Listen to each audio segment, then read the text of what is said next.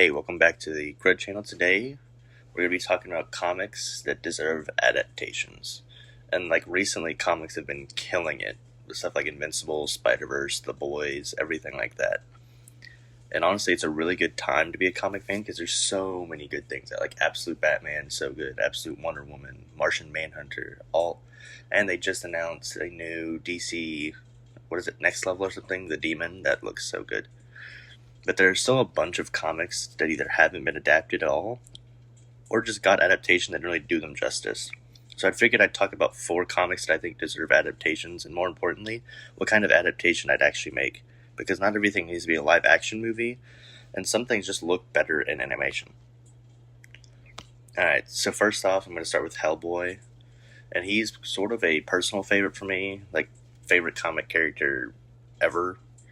And I think that's kind of why it annoys me that most people only know him from the movies, because there's the 2 with Ron Perlman. The first one's good. The Golden Army is terrible. And then I think there's 2 others that are after, that are, one's with David Harbour and some other guy, but they're both terrible movies. But I feel like Hellboy would fit better as a show, just because the universe is so expansive, and it sort of, the style just would fit better in animation, because you could really use Mike Mignola's art style as the base for the animation. You don't have to copy it entirely, but there's just so many things you could draw from, and the Mignola-verse is huge. You have so many side characters, and it mixes together elements that we've seen before that have done so well in animation. All the weird stylistic and very unique design parts would translate really good into animation. I feel like I'm repeating myself, but it would just look great in animation compared to live action, because live action, you kind of have the constraints of trying to make it look realistic. And I feel like that has a bunch of comics kind of in a bind, because it's not supposed to be super realistic. They're comic books, not supposed to be real life. And Hellboy has the perfect episode format. Even when you read the original stories, each issue or even each volume could be a season. The first one where, oh god, what is it called? I'll think of it later and I'll put it on the screen. But it's just such an episodic format. You can jump in from any start of any story and just read along like nothing happened before. And one time, so for example, say he could be investigating an old haunted church, and then he's dealing with some centuries-old legend, and then he's fighting some eldritch horror that shouldn't even exist. Every story kind of feels different, but it never feels random. And that's exactly why I think it should be an animated show instead of just another live-action movie. You could have one episode adapt The Corpse, another adapt The Crooked Man, and then, you could even build up the Conqueror Worm, as funny as that sounds. But instead of trying to shove 20 years of lore into 2 hours, you could actually let the stories breathe. And honestly, I think animation would finally let them embrace how weird the universe is. You got ghosts, vampires, trolls, witches, even they have ancient mythology and gods in there. And Mignola does such a good job. I watched this documentary with him, but he has basically a full home library full of different books about old mythology and everything else that he just draws so much from and puts it into Hellboy. And then his artwork, which is he's probably one of my top 5 comic artists of all time too. The heavy shadows, the giant blocks of black, the really simple shapes, but somehow every panel looks iconic. You can't just be you can't pick out a bad panel really, because all of them, they show exactly what he's going for. And we already know his style kind of works in animation, because they made I think it's the Amazing Screw-On head years and years ago. I think it was 2005 or 2006. But it really kind of leaned into and mimicked Mignola's art style instead of trying to make it look like every other cartoon, and it looked awesome. I'm pretty sure, Patton Oswalt was in it. I think he played the butler. I think he played a butler. But anyways, it uses his art style and looks so good in animation. And imagine what a studio today could do with that. We've seen shows like Arcane, and then movies like The Spider-Verse prove that animation doesn't have to look generic anymore. I'd rather see I'd rather see Hellboy look like a moving Mike Mignola comic than another attempt at like making him realistic. Like as much as I love the first Ron Perlman movie, it's like it does both good at like making him look the part, but it's also too realistic, you know? Like it does like the city, I don't want to say that. It's just after the first one, it's just they're all dumpster fires, you know? Like maybe it would thrive more in animation. Not to mention, you already have like plenty of material. You have like all the Hellboy comics, the BRPD. You have Abe Sapien, Lobster Johnson, Witchfinder, and you could probably make multiple seasons and still never run out. Like you could make 10 seasons, still have plenty of source material. And honestly, I probably think Hellboy is probably one of the most missed like opportunities for a show in comics. All right, next up we have Superior by Mark Miller. Now, if you look at the cover and you're probably thinking, it's like, oh, cool, another Superman, just a Superman clone, whatever.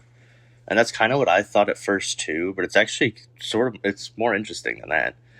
The story follows Simon Pooney, who's a kid with multiple sclerosis, and then one night this little monkey guy named Orman shows up, and he kind of offers him a wish, and the kid wishes to be the hero he saw in the movies, Superior.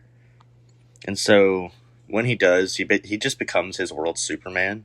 And so for a while, that's exactly what you expect. He just flies around, saves people, and he actually gets to live the life he's always dreamed about. And then it kind of like has this weird flip, and then you find out the little monkey guy isn't just some like magical alien. He's kind of like he's just a little monkey demon. And if Simon wants to stay superior, he has to give up his soul.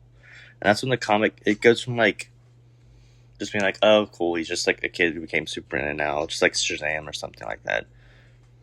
But it goes into, it kind of makes Simon like debate a little bit, like, hey, do I actually want this, or do I want to just go back to being normal? And is it actually like worth giving up my eternal soul to some little monkey over being a superhero? And I feel like that story would make a better movie than it would like a show, because I mean it's only like, I think it's what, 7-8 issues. It's not a very big run, but it would make a good like hour and a half, 2-hour movie. And not everything needs like 3 seasons and like 5 spin-offs. There's just a really tight story with the beginning, middle, and end. And then you got, I haven't even mentioned, but the ending yet, it feels like it's just made for like a big like IMAX screen. Because in the book, or like in the movie, Simon goes and watches with his friend. There's like this giant, it's Superior's arch enemy, but he's like a giant kind of mech robot looking thing. I don't even know how to describe it. It's just a giant thing. And at the end of it, Superior, like the actual kid, fights him. And then the little devil monkey becomes the giant annihilator. And it's just giant robot, like think Pacific Rim being fought by like this Superman clone. It would be, just think of how cool that would look on like a cinema screen. Like I can't be the only one to think that would be a really fun movie to watch. But after all the fights and everything, there's still something underneath, and it's just about Simon making an impossible decision. And then he actually gets to live out his dream. Like he's this kid who's disabled, and he's like, all I want is to be just like that dude. And then he becomes him. And yeah, it would be a good movie. It's not enough for a TV show, but it would be a great movie. Alright, next up we have The Question. And most people probably know him from Justice League Unlimited or like Instagram. But I don't want to sound like that guy, but like in the comics he's more interesting than just like he's a basic detective, you know? He's an investigator, obviously, but he becomes this faceless vigilante trying to expose corruption.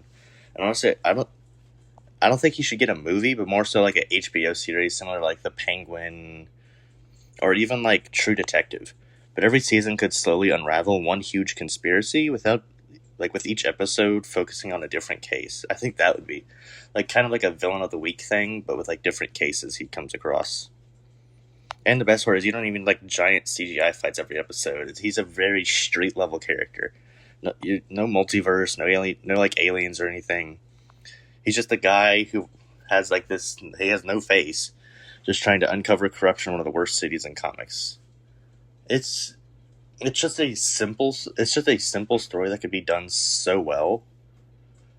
And I mean, it'd be like another street detective show, but mixed like a little sprinkling of the comic charm.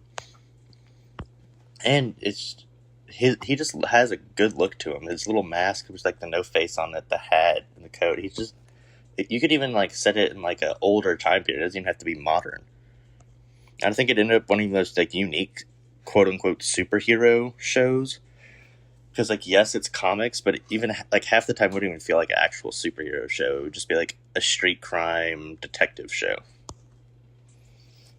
All right, and then last but not least, we have Adapting the Justice Society, the JSA, and I'm gonna be honest here, it's my favorite superhero team. And everybody talks about like the Justice League, but I prefer the Justice Society way more because you have heroes like Jay Garrick, Alan Scott, Wildcat, Doctor Fate, Hawkman, and like Stargirl. You have Hourman. There's just a bunch of cool like older heroes who have like that goofy old comic charm, but they're still really cool. And they're also different, but they kind of feel like this weird like coworker family, if that makes sense. Where like they don't all the time get along, but it still feels like they all like each other and like are close together. And I'd probably also make this a TV show because there's just a bunch of like history that they do that wouldn't fit in one movie. Like you could do flashbacks to, like the Golden Age, and you show them during like World War II, and then you go to the modern day where they're older, and then you can show like the more legacy heroes taking over, and they'd be more mentor roles. And one of like my bigger priorities for the show, you'd have to do Hawkman right. Like every live action version turns him into he kind of just has, oh, it's a dude with wings and a mace. But it's kind of like the least interesting thing about him. Like the reincarnation stuff is what makes Hawkman so cool to me. He's lived hundreds of lives stretching all the way back to ancient Egypt. Like just imagine slowly uncovering memories from past lives throughout the show instead of dumping all that lore on like one exposition scene or just not explaining it at all. Like he has lived so many lives, and you could honestly do a whole like spin-off show of just Hawkman. Like maybe each episode or each season is like a different life of his. And then you have the Dr. Fate bringing in like the magical side, and you could even have the Injustice Society as villains. There's honestly just so much potential that they could do, but realistically they're probably just gonna do like Justice League. But I'd love to see maybe there's like a JSA show, like 1 or 2 seasons. Even that would be cool. Or maybe just like one movie. Like just anything with the JSA, honestly, because we haven't really seen a whole lot of them. I mean, I wouldn't say you see them in Black Adam because it's just Hawkman and Doctor Fate, and that movie's like is terrible. See, I've put up that clip of The Rock saying he's going to change the DC universe. Let's let them know something. Things will never be the same, because the hierarchy of power in the DC universe is about to change. Fucking melt, you'll do nothing. You'll do fucking nothing. DC's version of X-Men 97. Not because they're like similar stories, but because it can remind people like why these older characters have been around for so long. I mean, it's just I don't think it would do well live action. You could do it live action, but I feel like the animation reveal kind of like the older JSA like charm costume, like the old Alan Scott costume. That would look so silly in live action, but it would look good in animation just because you don't have a guy in like a red skin tight jumpsuit and this weird cape. But yeah, those are my picks. I mean, I try not to just pick my favorite comics. I pick comics where I actually think there's a perfect format for them. Like Hellboy should be animated. Superior movie. Question, like an HBO show. I feel like HBO would make a good show for him just based off of their style. But the Justice Society needs a full TV series. I think if studios stopped trying to force every comic into the same formula, we'd get way better adaptations. But honestly, that's just me. Let me know what comic you'd want to see adapted, because I honestly already have enough ideas for part 2. So yeah, let me know what you think, and just like and subscribe, and like comment what comics you would like to see next. Alright, I'll see you in the next one.